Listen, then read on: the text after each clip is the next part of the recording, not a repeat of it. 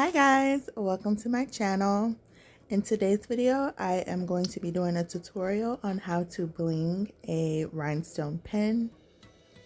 So here are my materials. I have my pen. I have a couple of rhinestone pickup tools. This is the double-ended tool, and this one's just a wax pencil that I put a little sticky tack at the end, and you'll see later on in the video why I did that. I have some sandpaper for those of you who like to sand your items before you start. I have a hairpin. I'll show you later on why I needed that. And here are my rhinestones. I have 5mm and 3mm, which are my two favorite sizes to work with. And of course I have my E6000 glue. And the hairpin is what I'm going to use. I'm going to use that hairpin for this glue. I also like to be super cautious when I'm working, so I always use a pair of sunglasses or any type of glasses and a mask to make sure I don't breathe in any debris while I'm sanding. Okay, so go ahead and get those glasses and that mask on, and we are going to lightly sand our pen. And I do mean lightly sand it. You don't have to like go super crazy with sanding the pen. You just want to scuff it up just enough. And the reason that I am scuffing this pen up is because I want to also show the prep for if you're using liquid fusion or fusion tack, which you can also use on these pens. However, when you're using E6000, you don't necessarily have to scuff up the pen. You can just wipe it off with paper towel and water like I do, and it works just fine. Okay, so now that we have our pen prepped, we're going to go ahead and lay out all of our tools. And now I'm going to show you what this hairpin is used for. So I go ahead and I open the hairpin up to just enough so where you can use the long part, not the side with the little ridges, just the plain straight part. So I take my E6000, and this is for a bottle of E6000 or a tube of E6000 that has dried up. I get a lot of questions about like, what do you use to unclog your E6000? So this is what I do. You stick the hairpin down into it. If that doesn't work, you can take the tip of it off and stick the hairpin through it to remove the old glue. And then also stick the hairpin down in there and just kind of like, you know, move it around, see if you can remove any chunks that are there. And your tip is good to go. You don't have to replace the tip all the time. And the E6000 should come right out. There you go.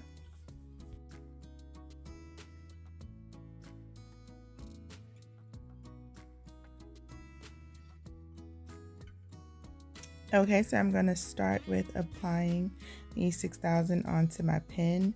Since E6000 does dry a lot faster, you do want to work with a small amount of glue at a time. So I just like to make a tiny little square and just work with that little bit of glue.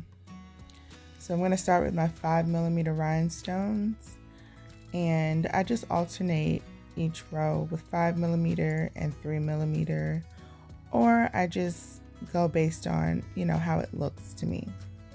So when I'm doing my pens, I do like to do the honeycomb method.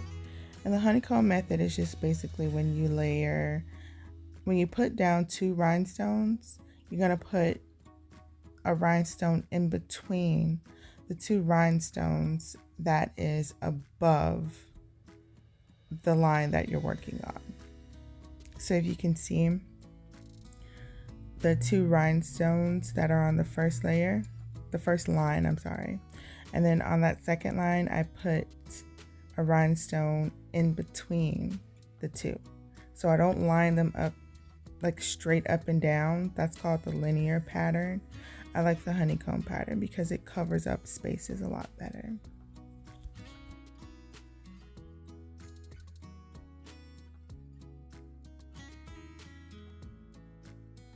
So you're just going to keep working in small amounts using this glue, and you're going to keep alternating between the 5mm and the 3mm rhinestones using that honeycomb method until you fill up the entire bottom part of this pen.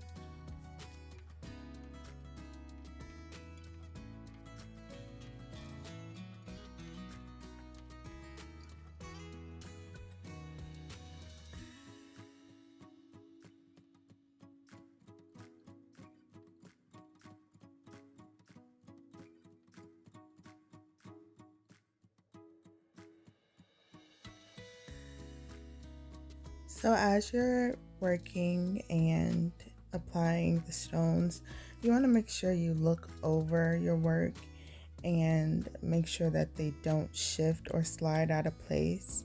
So you just want to use your tool and kind of move them back in place if they do slide out of place.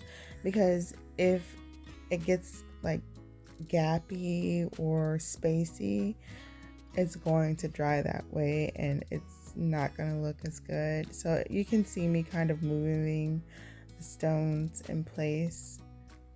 If they slide out of place, kind of just moving them back in place with the bottom of the pen and with this tip right here, which is very important. So now I'm about to use the other tool that I made, which is basically just a wax pencil that I put some sticky tack on, and I like to use that because it's easier to pick up the smaller 3mm pieces. You can kind of just rub and twist it into whatever shape that you want. Get it as thin as you want to pick up the tiny pieces. Because I noticed that when I use my regular wax pencil or rhinestone pen, sometimes the glue can get on the tip of that pen and I have to scrape it off. So it's just easier to use this sticky tack. I am going to go ahead and finish this bottom part of the pen, and then I'm going to let it dry for about an hour. An hour should be good enough for you to move on to the top part of the pen. We are going to be taking the pen apart for this next step. Just make sure you don't pull it by the rhinestones. Alright you guys, so now that the entire bottom part of my pen is fully blinged, we're going to move on to the top part. Now it's very important because this is the type of pen that does come apart because these are refillable pens. So you want to make sure that you don't get any glue on the little piece that separates the top from the bottom, and you don't want to end up closing this pen shut.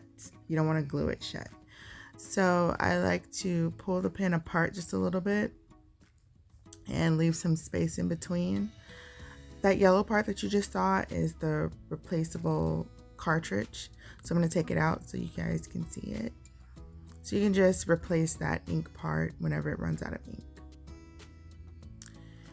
So that's why it's important for this pen to open. It's a reusable pen.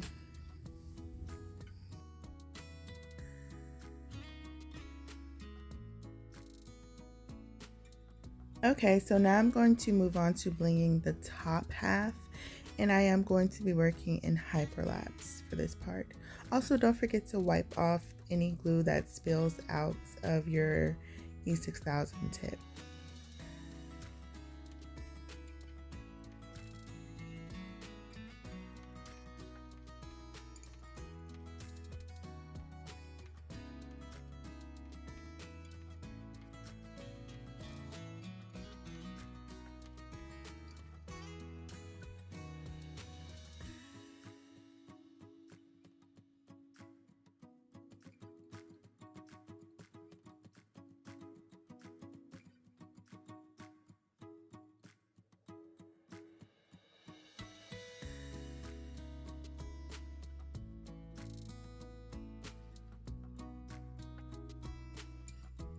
So for those of you who don't know what I mean when I say work in a honeycomb pattern method, I am going to upload a video showing the different types of methods you can use when you're blinging.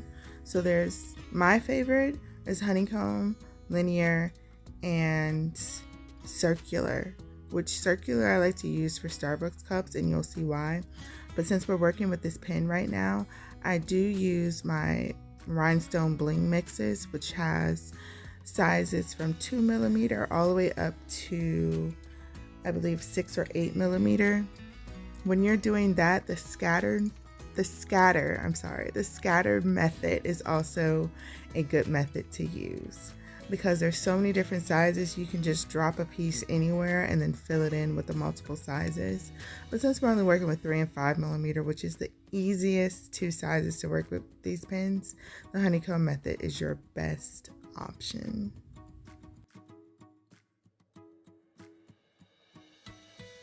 Okay, so another really important tip when you're working with E6000 glue, really any glue, but since we're working with E6000, after applying the glue, sometimes the glue does slide and kind of bunch up together again. So you can end up taking the pointy end of your rhinestone picker tool to spread that glue out again, like I'm doing right here. So you just want to spread it out. Sometimes you don't need to apply more glue, you just need to spread it out. Because if you use too much glue, that glue is going to kind of push up on the sides and come up on the top of your rhinestone, which dulls the shine, and you don't want that.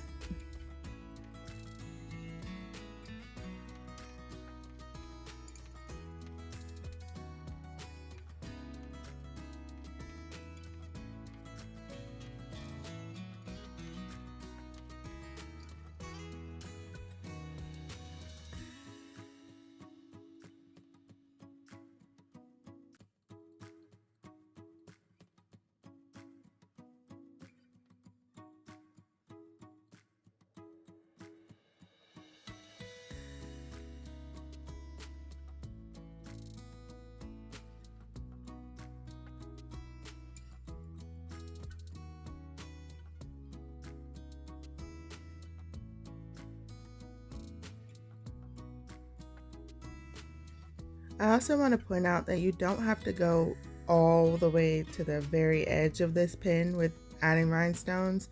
I just go down as far as I'm comfortable with going, which is about right here. Okay, so I am all done with blinging my pin. I let it sit overnight to give it some time to cure. E6000 does take, I believe, 24 to 48 hours to cure, maybe even 72 hours to fully cure. So yeah, give it some time to cure, and I'm peeling off that extra E6000 that's on the tip. So our rhinestone pin is all done, you guys. I hope you enjoyed this tutorial. If you have any questions or comments, please leave it in the comment section below, and I'll try to answer your questions as soon as possible. I will have 2 kits for these pins available, and I will link them in the description. Thanks for watching, and I'll see you in my next video. Bye!